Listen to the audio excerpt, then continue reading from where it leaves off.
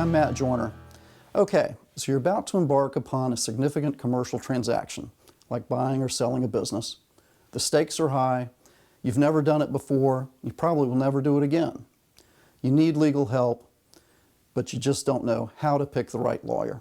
Today I'm going to give you a 3-step process to help you pick the right lawyer for you, for your transaction, and it'll help you, maybe even more importantly, not pick the wrong lawyer. First, take a look at their credentials. At its basis, law is an inherently academic exercise. How somebody did in school matters. Take a look at where they went to undergraduate school. How did they do there? Did they graduate with honors? Take a look at where they went to law school.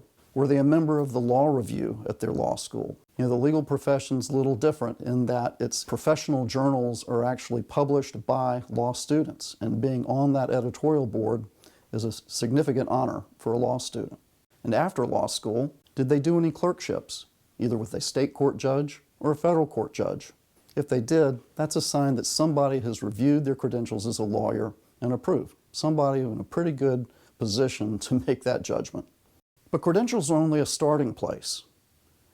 As good as your performance is in school, the question is, how do you perform out there in the real world?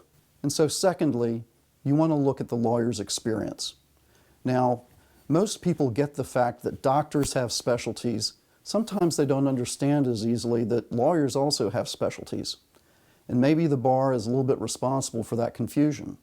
You know, in North Carolina, a lawyer cannot advertise that they are a specialist in something unless they've taken an exam in an area that the bar provides specialization in, such as bankruptcy, divorce, or criminal law. There is no state court specialization or certification for business lawyers. So how are you to know?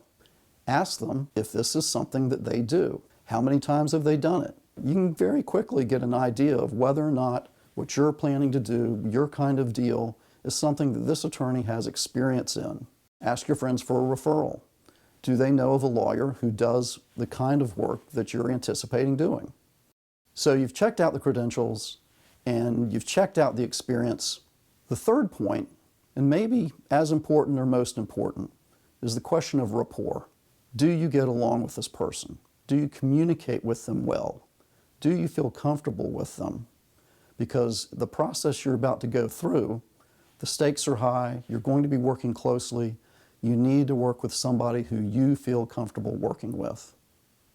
If the communication is not there for whatever reason, or the connection just isn't there, or sometimes we say the fit just isn't right, you probably need to use somebody else.